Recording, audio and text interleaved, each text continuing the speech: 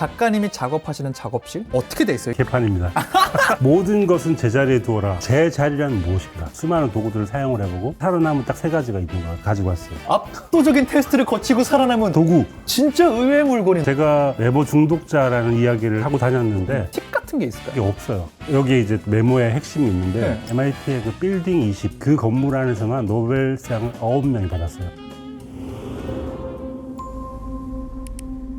오피스 공간에 숨겨진 심리와 문화를 읽는 오피스 코드. 반갑습니다. 저는 진행을 맡은 이승국입니다. 오늘은 알게 모르게 은근히 긴장이 되기도 하는 특별한 분과 함께 진행을 해보도록 하겠습니다. 너무 반갑습니다. 네, 안녕하십니까. 소설을 쓰고 메모 중독자로 살고 있는 김중혁이라고 합니다. 반갑습니다. 반갑습니다. 네, 제가 공간에 관심이 많거든요. 오. 그래서 공간의 어떤 구조와 어떤 공간이면 글이 잘 써지는가, 그런 연구를 좀 하고 있는 차에 이 채널을 알게 돼가지고 저한테도 도움이 많이 되고 있습니다. 너무 잘 오셨어요. 네. 지금 조명 때문에 얼굴이 빨개지신 근데 건 아니죠? 약간 더운 것 같아.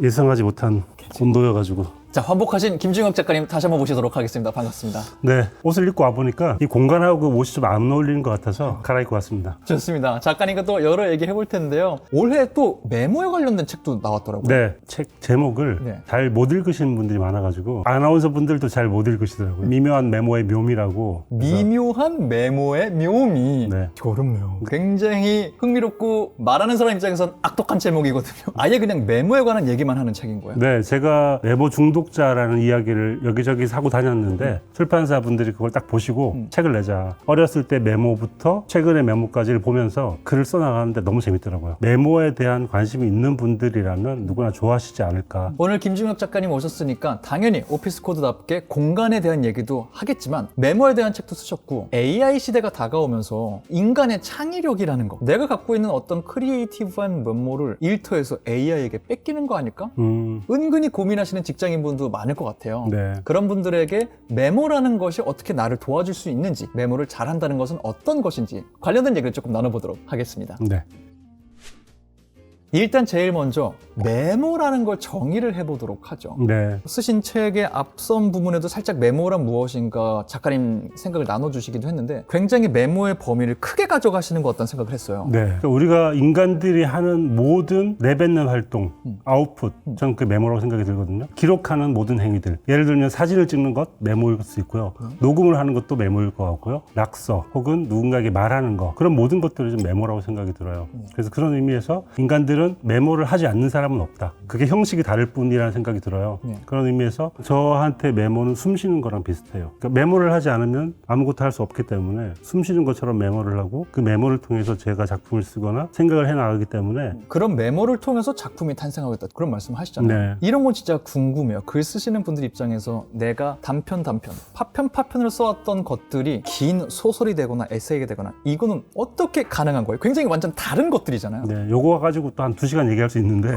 그래요? 네. 한 작품을 쓸 때 한 시기에 썼던 메모만으로 소설이 탄생하지는 않거든요. 그러니까 제가 꾸준히 해왔던 메모들이 쌓여 있고 그 중에서 어떤 것들을 연결시키면서 이야기가 탄생을 해요. 조각이 이어지면서 한 편이 탄생하고 그 다양한 장소에서 다양한 방식으로 썼던 메모들이 그 당시에는 다른 맥락 속에 있었지만 이 맥락으로 가지고 오면서 이게 결합되는 방식으로 이야기를 만들고 있습니다. 내가 써놓은 메모들을 펼쳐놓고 이걸 억지로 어떻게 잊지? 하는 방식이 아니라 삶의 파편에 내가 어떤 방식으로든 인상 깊었던 걸 기록으로 남겨놨는데 네. 그것들이 나도 모르게 삶을 살면서 이렇게 연결이 자연스럽게 되는 거군요. 그러니까 아무 생각 없이 아무것도 아닌 것 같은 하잘것없는 것처럼 보이는 메모를 적어두었지만 이게 나중에 다른 맥락에 가면 엄청난 의미가 될 수 있어요. 어떤 맥락 속에서 놓이느냐에 따라서 메모의 위치는 달라질 수밖에 없다.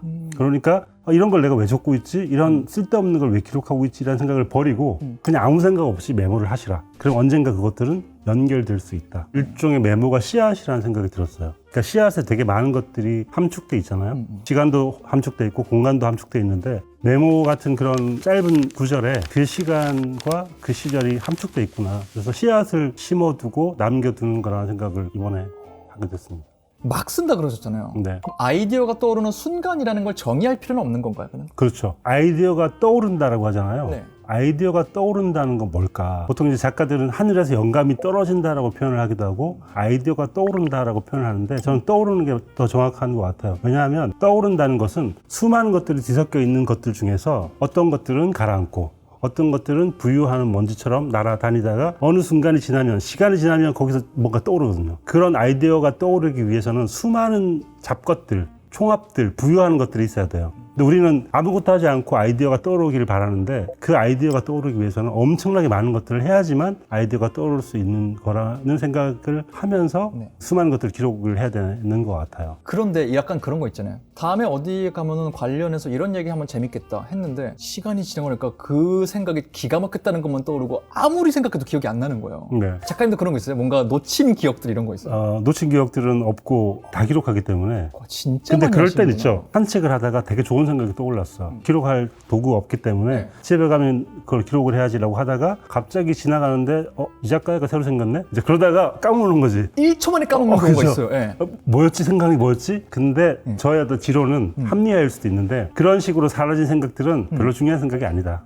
정말 중요한 생각이라면 내 안에서 떠오르는 것이기 때문에 언젠가 다시 떠오를 수밖에 없다. 그건 좋은 생각이 아니었으니까 잊어버리자. 오히려 거기에 집착하고 매달리지 않는 거군요. 네. 메모도 하다 보면 자기 스타일이라는 게 나오긴 하겠지만 그걸 조금 단축시키는 방법이 있다면 메모하는 법, 기록하는 법 이런 거에도 좀 드릴 수 있는 팁 같은 게 있을까요? 많은 분들이 이제 이 책을, 그런 팁이 많겠거니 이 책을 보다 보면 메모에 대한 왕도를 찾을 수 있을 거라고 생각을 하시잖아요. 네. 근데 그런 게 없어요. 왜냐하면 저 역시 지금도 헤매고 있거든요. 그러니까 나만의 네. 메모법을 찾는다는 건 내가 고정된 사람이면 찾을 수 있겠죠. 나이가 들고 생활이 바뀌고 직업이 바뀌는데 고정된 메모 팁이 있을 수는 없어요.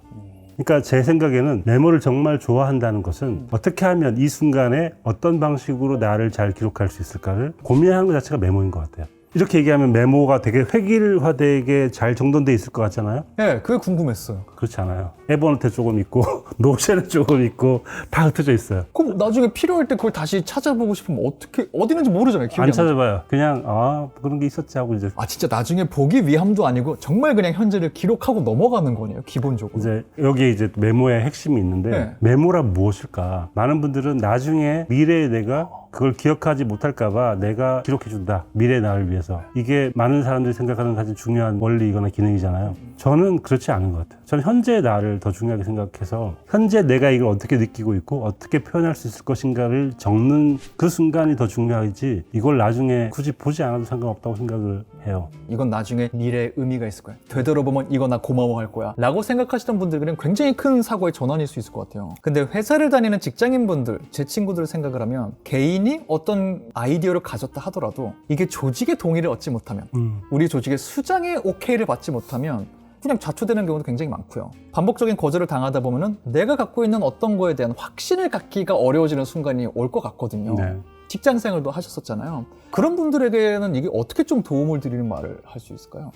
직장을 그만둔 이유가 바로 그렇진 않고요. 네. 모든 작가들이 확신이 있어서 글을 발표하는 건 아니고요. 여전히 불확실하고 이게 제대로 된 방법일지를 고민하죠. 근데 중요한 것은 내가 쓰고 있는 게 정확히 어떤 것인지를 아는 게 중요한 것 같아요. 그런 의미에서 글쓰기라는 건 과정을 찾아 나가는 과정이거든요. 그러니까 예를 들면 어떤 생각을 가지고 있어요. 내 생각을 쓰다 보면 어떤 게 잘못됐는지 허점이 보입니다. 그럼 그 허점을 채우기 위해서 문장을 채우죠. 그리고 그걸 하다 보면은 내가 어떤 식으로 사고를 하고 있고 어떤 쪽으로 나아가는 게 좋은지 알 수 있어요. 마인드노트가 저는 되게 좋아하거든요. 마인드노트라는 건 체계를 볼 수 있어요. 네. 첫 번째 출발점에서 수많은 가능성들을 떠올리죠. 그래서 막 만들어 나가고 그 수많은 가능성들을 한눈에 보다 보면 그 안에서 어떤 체계가 보이고 내가 가야 할 정확한 길이 보이는 것 같아요. 또 하나는 이제 제가 작가로서 많이 써먹는 방법인데, 어떤 일이든 간에 저는 유머가 포함되어 있지 않으면 되게 매력이 떨어지는 것 같아요. 모든 거에 뭐 유머를 발휘할 수는 없겠지만 아주 사소한 거라도 이 사람이 유연해 보이고 유머러스해 보이는 어떤 게 있으면 호감을 얻을 수 있거든요. 그래서 저는 코미디를 많이 봤으면 좋겠어요. 저는 이제 세상에 코미디언들이 제일 천재인 것 같은데, 코미디를 하는 사람들 보고 있으면 그 어떤 딱딱한 것들이어도 자기만의 방식으로 유연하게 해석을 해주잖아요. 그런 것들 많이 보시면 의외로 생각을 유연하게 내 생각을 정립할 수 있는 방식이 될 수도 있다. 메모에 관해서 우리가 좀 다양한 얘기를 해봤고요. 공간에 대한 얘기도 해보고 싶어요. 일단 작가님이 작업하시는 작업실, 공간에 가면 세팅이 어떻게 돼 있어요, 기본적으로? 개판입니다. 무슨 말씀이세요? 그렇게 세팅을 하신다고 하고. 세팅을 하는데 네. 이제 책상 어지럽게 쓰신 분들 있잖아요. 네. 지저분하게 막 쌓여 있고 막 그런 사람이 훨씬 더 창의력이 높다라는 연구 결과가 있어요. 그러니까 체계적으로 모든 걸 관리하는 사람이 일을 잘하는 사람일 수도 있고요. 근데 엉망진창인 사람은 실제 그런 데이터가 있거든요. 봤던 것들을 서류를 보고 던져두어요. 계속 던져두고 쌓아두어. 그러면 자주 보는 것들이 또 끄집어내서 보게 되잖아요. 그 시간이 쌓이게 되면 자주 보는 것들이 가까이 있고 잘 안 보는 것들이 멀리 있게 자연스럽게 체계가 나눠진다라는 이야기도 있어요. 네네네. 저는 흥크러져 있는 상태가 훨씬 더 창의력에 도움이 된다는 생각을 많이 해요. 그래서 네. 치우지 않죠 했어. 이런 거 있잖아요. 벤자민 프랭클린이 했던 유명한 모든 것은 제자리에 두어라. 제자리에 두면 그걸 찾을 때 도움이 되고 체계적인 업무가 가능하다라고 생각하잖아요. 모든 것은 제자리에 두어야 되는데 제자리란 무엇인가? 예를 들면 이 컵이 여기에 제자리라고 생각하잖아요. 여기에 놔야 돼. 내일 오면 내가 바뀌어 있잖아요. 여기가 제자리가 아닌 것 같아. 그럼 옮겨요. 여기가 제자리인 것 같아. 모레 가면 다시 바뀌어요. 여기일 수도 있겠다. 이러다 보면 제자리라는 개념이 없어져요. 그래서 어떤 날은 책을 이쪽에 정리했다가 또 이쪽에 했다 이렇게 되다 보니까 집이 엉망진창이에요. 그럼 이렇게 공간적으로 접근해 보고 싶어요. 엉망진창 러들의 큰 그림에서의 패턴이 존재하긴 한다 이런 말씀 하셨잖아요. 네. 작가로서 당연히 기대되는 것들 뭐 펜이나 종이나 뭐 패드나 핸드폰이나 이런 걸 떠나서 의외로 내 공간에 내 가까운 거리에 이런 게 좀 있다 하는 것도 있나요? 도구에 대한 집착이 좀 있어가지고 이제 수많은 도구들을 사용을 해보고 키보드도 지금까지 200여 개 이상 사용을 해보고 연필도 500종 이상 사용해보지 않았을까요? 그러니까 다양한 방식으로 이제 저를 테스트를 해보는 거죠. 네. 그러면서 살아남은 딱 3가지가 있는 것 같아요. 이건 진짜 귀하네요. 3가지를 가지고 왔어요. 압도적인 테스트를 거치고 살아남은 네, 도구. 네. 도구 첫 번째 도구. 네? 연필입니다. 이게 500종 테스트를 지금 거쳐서 살아남은 거예요? 이제 블랙윙이라는 연필, 유명한 연필이에요. 아 그래요? 블랙윙? 수많은 이제 그 유명인들이 썼다고 알려져 있기도 하고 필기감이 좋은. 일단 기본적으로 전 연필을 사랑을 하는 걸 알게 됐어요. 그래요? 만년필도 써보고 다양한 걸 써봤는데 네. 연필이 지니고 있는 그 필기감을 따라잡을 수 있는 건 없는 것 같아요. 이 감은 또 맞아 다르긴 하죠. 작가들은 글을 쓰거나 책을 볼 때가 많잖아요. 네. 저는 지금도 초고를 연필로 쓰기도 하거든요. 소설을 연필로 쓰고 있으면 내가 되게 잘 쓰고 있는 것 같은 기분을 줘요. 중요하죠. 이거 굉장히 중요한 감각이죠. 그리고 네. 책을 읽을 때 그 블랙윙 중에서 펄이라는 흰색 버전도 있거든요. 걔로 이렇게 밑줄을 그으면 내가 되게 똑똑해지는 것 같아요. 밑줄을 딱 긋는 순간 그렇지 이건 이런 문장이자고 할 때 기분이 되게 좋아져요. 내가 책을 읽고 있구나. 네. 스스로 대견하다. 칭찬해 이라는 느낌이 들기 때문에 동기부여와 칭찬을 해주는 기능을 가지고 있는 블랙윙이라는 연필이고요. 이게 그럼 첫 번째로 살아남은 아이템이다. 네. 두 번째는 뭐예요? 두 번째는 네. 이겁니다. 뭐 아니에요? 커피 드리퍼입니다. 작가의 제일 친한 친구는 커피인 것 같아요. 아이디어가 잘 떠오르지 않고 답답할 때 필터 커피를 내려 마시면 되게 마음이 차분해지거든요. 왜 그럴까 생각을 해봤더니 필터 커피를 내려 먹을 때 원두를 갈 때 향이 코를 향긋하게 만들어주고요. 그 상태에서 물을 내릴 때 커피를 통과하는 물의 기분이 나의 기분 같은. 글을 쓸 때는 내 생각이 어떤 세계를 투영하여서 문장이 되는 거거든요. 그게 저는 필터 같은 느낌이에요. 그래서 물이 커피를 통과해서 맑고 예쁜 커피로 만들어지는 과정이 글을 쓰는 과정과 비슷하게 느껴지기 때문에 그러면서 아이디어를 많이 얻기도 하는 것 같아요. 세 번째는 뭐예요? 세 번째는 자꾸 의외일 수 있는데 이거 너무 아저씨 같은 할아버지 같은 진짜 의외의 물건이 나왔어요. 라디오입니다. 네. 휴대용 라디오 작게 나오는 거잖아요. 네. 보통 이제 이거 가지고 산책할 때 듣고 이런 거 아니고요. 아 그런 거 이렇게 해갖고 이렇게 음악 크게 틀어놓고 이런 거 하시는 거 아니에요? 아니에요. 집에 라디오가 여러 대가 있는데 네. 라디오를 너무 좋아해요. 어릴 때부터 좋아했고 라디오는 뭐가 나올지 몰라요. 틀면 어떤 노래가 나올지 몰라요. DJ가 어떤 멘트를 할지도 모르고 라디오를 튼다는 건 랜덤의 세계로 가는 것 같은 느낌이 있어요. 이건 꼭 해보시라고 늘 추천을 드리고 싶은데 요즘 제가 꽂혀 있는 게 밤 10시 정도에 정전의 시간을 가져요. 정전을? 네. 실제로 불을 끄는 건 아니고요. 모든 디지털 기기를 한 방에 다 몰아놓고 라디오를 켜고 노트를 펼치거나 책을 펼치고 연필로 글을 쓰면서 혹은 책에 있는 것들을 메모하면서 시간을 보내요. 그 어떤 디지털 기기도 쓸 수 없어요. 그러면 이제 막 검색하고 싶잖아요. 그러면 체크박스에 해가지고 내일 아침에 검색해야 될 것들을 만들어둬요. 근데 그게 처음에는 되게 길어요. 막 50가지가 있어. 하룻밤에. 하룻밤에. 평소 같았으면 검색을 했겠죠. 근데 놀라운 건 첫날 50개 되잖아요. 점점 줄어들어요. 이건 검색해 볼 필요가 없구나 알게 되고 어떤 것들은 그걸 생각하다가 해결되는 것도 있어요. 보통 디지털 디톡스라는 거창한 이야기를 하지만 정전의 시간처럼 이렇게 저녁 시간을 없이 보내는 것도 좋지 않을까. 너무 좋네요.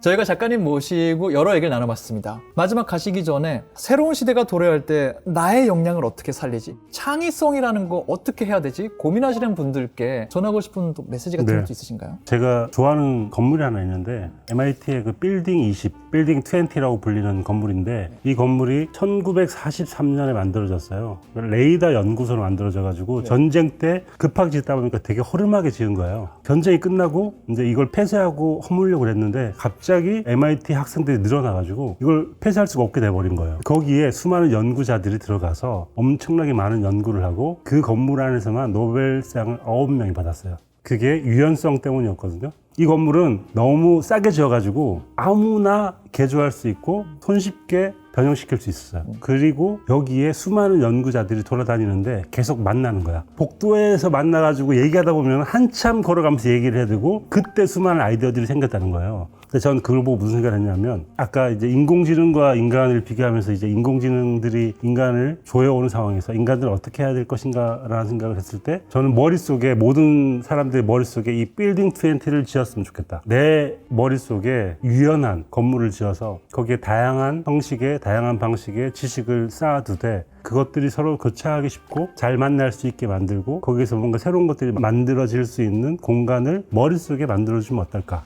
하는 생각을 했거든요. 어쩌면 인공지능이 도저히 넘볼 수 없는 그런 창의력이 나올 수 있지 않을까? 많은 직장인분들이 보실 거라고 생각이 드는데 꼭 드리고 싶은 말씀은 누구나 다 프리랜서를 한 번은 경험하게 돼 있습니다. 언젠가 한 번은 스스로 혼자 프리하게 서야 될 날이 오거든요. 자영업을 하든 자기 회사를 차리든 그럴 때 필요한 건 뭘까? 저는 스스로를 믿는 것 그리고 내가 뭘 할 수 있는지를 잘 아는 것 내가 제일 좋아하는 거를 정확하게 알고 내가 회사에 가는 의미를 정확하게 알고 나를 위해서 일을 하는 게 좋은 것 같아요. 나를 알고 나를 위해 행동하시고 그러기 위해서 나만의 빌딩 20를 다들 만들어 나가시는 하루 보내시길 저희가 응원하도록 하겠습니다. 그리고 참고로 오늘 영상을 보시고 댓글 달아주시는 분들께 저희가 추첨을 통해서 작가님의 책이죠. 미묘한 메모의 묘미 선물로 드리고 있으니까요. 참고해 주시고요. 댓글 달아주세요. 오피스 공간에 숨겨진 심리와 문화를 읽는 오피스 코드 여기서 인사드리도록 하겠습니다. 감사합니다.